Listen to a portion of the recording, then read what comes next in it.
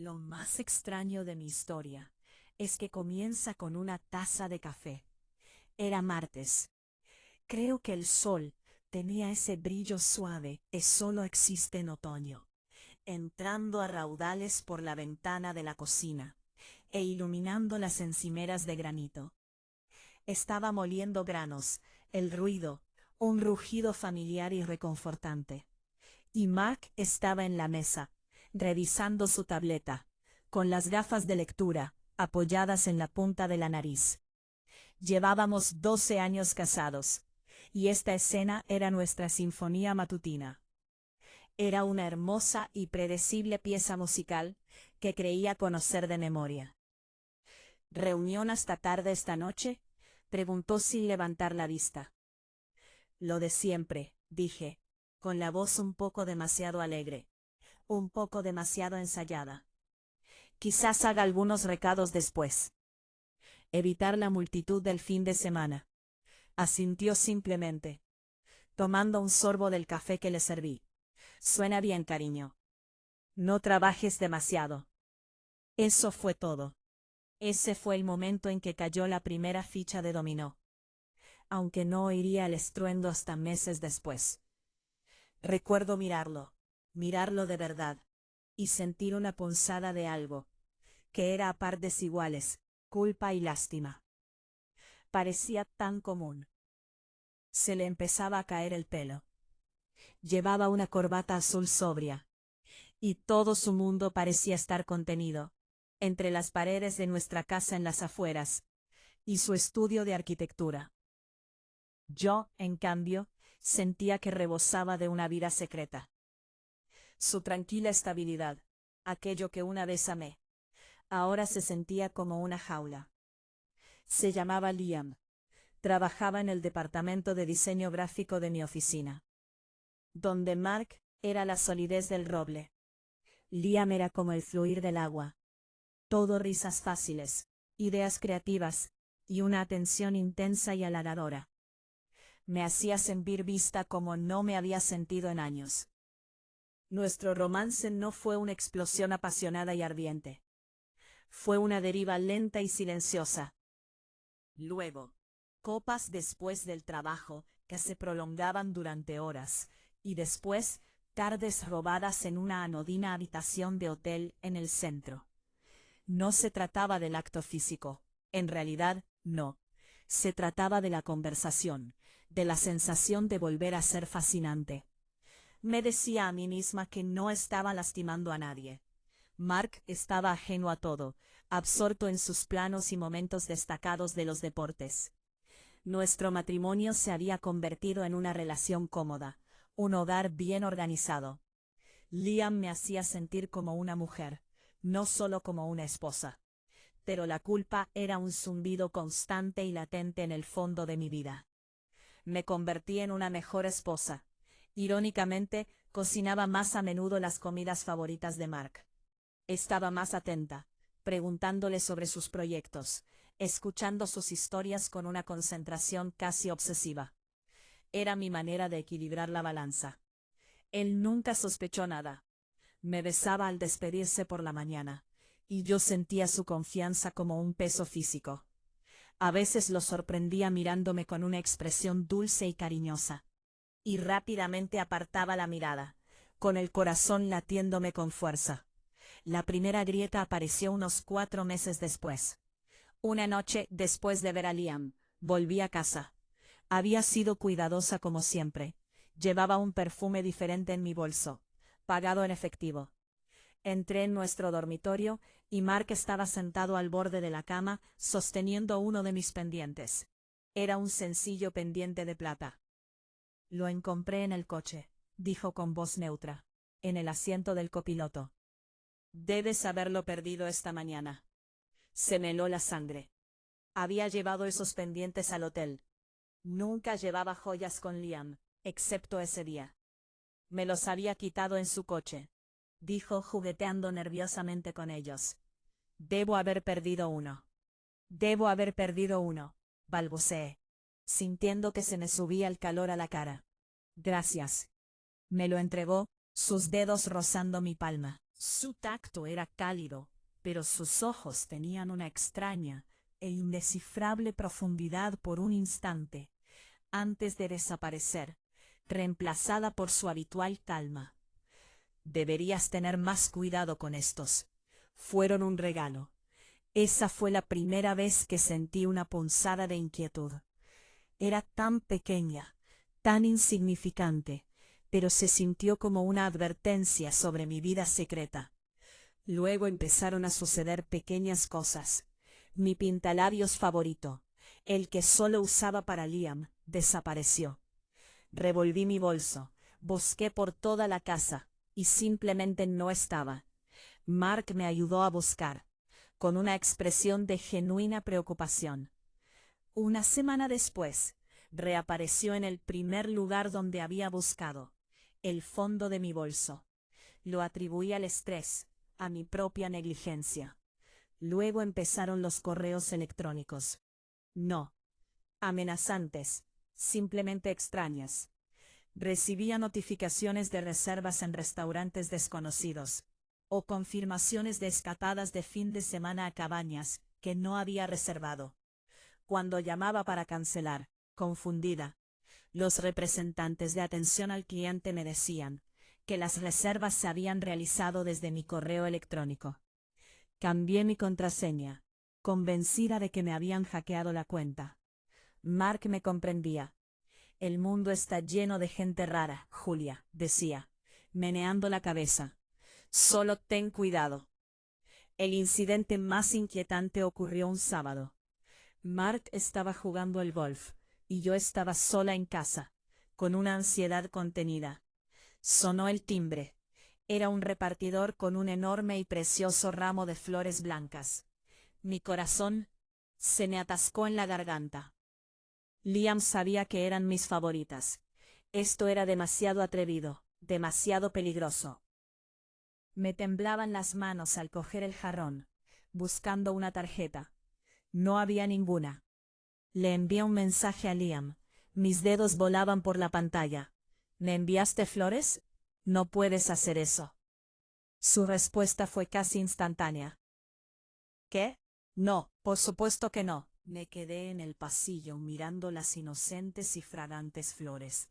Me parecieron una acusación. ¿Quién las había enviado? Más tarde, cuando Mark llegó a casa, las vio enseguida.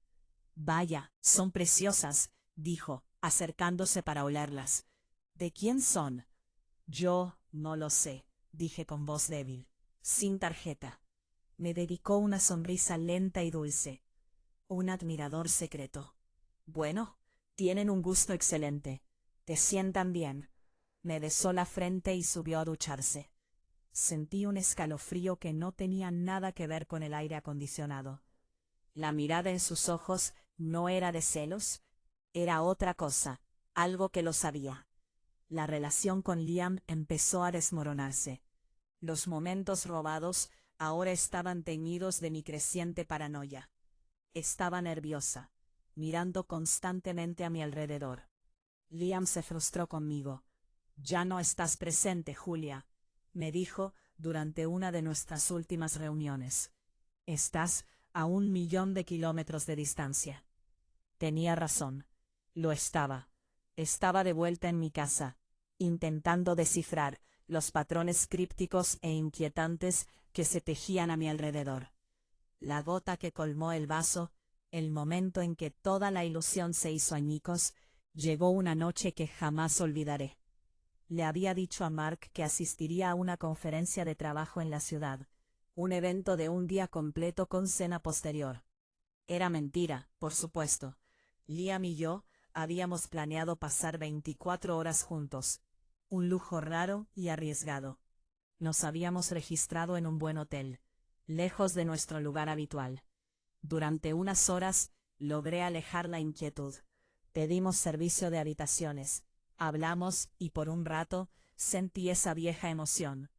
Entonces, alrededor de las 10, mi teléfono vibró. Era un mensaje de texto de Mark. Se me paró el corazón. Espero que la conferencia vaya bien, cariño, decía. Dejaste tus notas de la presentación en la encimera de la cocina. Esas en las que pasaste toda la semana. Parecen importantes. ¿Quieres que las escanee y te las envíe por correo electrónico? La habitación se tambaleó. Nunca dejaba notas olvidadas. Era meticulosa y no había preparado ninguna nota para una conferencia que no existía. Un frío y nauseabundo pavor comenzó a acumularse en mi estómago. No, está bien, respondí, con los dedos torpes. Lo tengo todo en mi portátil. Gracias, de todos modos. ¿Estás segura? Respondió un momento después. Hay una sección completa aquí, resaltada en rosa. Algo sobre proyecciones trimestrales. Nunca había trabajado con proyecciones trimestrales. Trabajaba en marketing para una organización sin ánimo de lucro. Se me heló la sangre. Estaba describiendo las notas de otra persona. Me estaba poniendo a prueba. Deben ser tus cosas, cariño. Escribí. No son mías. Hubo una larga pausa. Luego llegó su último mensaje. Tienes razón. Fue mi error. Que tengas una buena noche. Te amo. Colgué el teléfono, con todo el cuerpo temblando. Liam me preguntó qué me pasaba, pero no pude hablar. Sabía con una certeza aterradora que Mark lo sabía. Lo sabía desde hacía mucho tiempo. El pendiente, el pintalabios, los correos electrónicos fantasma, las flores, todo era obra suya. No era un marido despistado y confiado. Era un arquitecto, un hombre que construía cosas desde cero. Y estaba deconstruyendo mi vida ladrillo a ladrillo. La venganza ya había comenzado, y yo estaba demasiado absorta en mi propio drama, como para siquiera darme cuenta. El cazador se había convertido en la presa, y yo apenas me estaba dando cuenta de que era la presa. El silencio después de ese mensaje fue el sonido más fuerte que jamás había escuchado. Le dije a Liam que no me sentía bien. Una patética subestimación, que apenas rozaba la superficie del cambio sísmico que estaba ocurriendo dentro de mí. Salí del hotel. La opulenta habitación de repente me pareció barata y desordenada. El camino a casa fue una mezcla borrosa de luces de la calle y pensamientos de pánico. Cada faro en mi espejo retrovisor se sentía como sus ojos observándome. Él lo sabía. La simple y aterradora verdad resonaba en mi cabeza. Mark lo sabía. Entré en nuestra casa esperando una confrontación. Esperaba gritos, lágrimas, portazos. Estaba preparada para una tormenta. En cambio, encontré calma. La casa estaba tranquila y limpia. Mark estaba en su estudio, la suave luz azul de su monitor iluminando su rostro. Levantó la vista cuando entré al pasillo.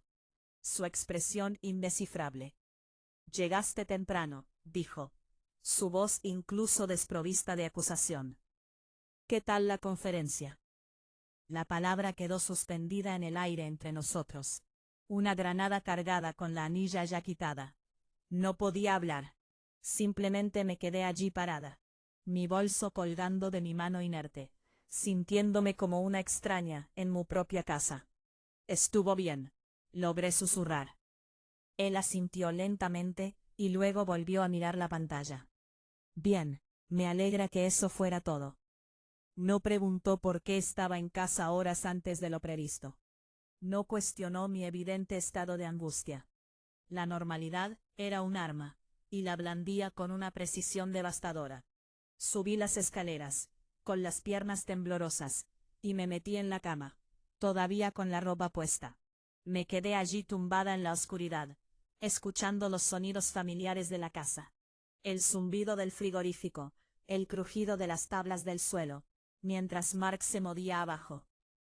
Eran los mismos sonidos que había oído durante 12 años, pero ahora me parecían extraños y amenazantes. El día siguiente, y los días que siguieron, fueron una lección magistral de guerra psicológica. Mark era perfecto. Era atento, servicial y amable. Preparaba café por la mañana. Se acordaba de recoger mi ropa de la tintorería, pero todo lo hacía con una sutil y escalofriante distancia, como un actor interpretando el papel de marido perfecto. Sus ojos, cuando se encontraban con los míos, tenían una nueva cualidad inexpresiva. No había calidez en su mirada, ni amor, pero tampoco ira. Era la mirada que un científico podría darle a una muestra bajo un portaobjetos. Mi romance con Liam se marchitó y murió en una semana. La emoción se había esfumado, reemplazada por un miedo omnipresente y desgarrador. Cada interacción con Liam se sentía contaminada, peligrosa. Lo terminé con una llamada telefónica apresurada y tensa, dándole una excusa tonta sobre que la culpa era demasiado. Se enfadó, llamándome cobarde, pero no me importó. Estaba demasiado ocupada intentando sortear el campo minado en el que se había convertido mi vida. Empecé a notar más cosas, cambios pequeños, casi imperceptibles. Los libros de nuestra estantería estaban reordenados. Mi taza favorita, la del asa desconchada, desapareció y fue reemplazada por una nueva e impecable. Ponía música que no me gustaba, alegando que había desarrollado un nuevo gusto por los compositores clásicos. Lenta y metódicamente estaba borrando mi presencia de nuestra vida compartida, remodelando nuestro entorno hasta convertirlo en algo que ya no reconocía. Me sentía como un fantasma atormentando mi propio matrimonio. El verdadero terror comenzó cuando el mundo exterior se involucró. Asistimos a una barbacoa en el patio trasero de la casa de su colega. Era una escena de felicidad suburbana. Niños riendo, el olor a carne a la parrilla, el tintineo de las botellas de cerveza. Yo estaba aferrada al brazo de Mark, interpretando el papel de la esposa feliz. Una sonrisa forzada en mi rostro, que parecía que se iba a romper en cualquier momento. Mark estaba conversando con un grupo de hombres sobre golf. Yo estaba hablando con Sarah, la esposa del colega, charlando sin importancia sobre jardinería. Entonces la voz de Mark interrumpió el ruido. Sí, Julia ha estado muy ocupada con el trabajo últimamente. Nunca está en casa. Le digo, cariño, vas a quemarte con todas esas noches en vela, y bueno, con todas esas horas extra. Casi ya no la veo. Lo dijo con una sonrisa cariñosa y exasperada. Y los otros hombres rieron con comprensión. Pero sus palabras fueron dagas. Estaba pintando un cuadro, sentando las bases. Les estaba diciendo a ellos y a cualquiera que quisiera escuchar que yo estaba distante, que nunca estaba en casa. Estaba preparando el terreno para la narrativa que estaba construyendo. Sarah me miró con un poco de desconcierto. Pensé que trabajabas en horario normal en la organización sin fines de lucro.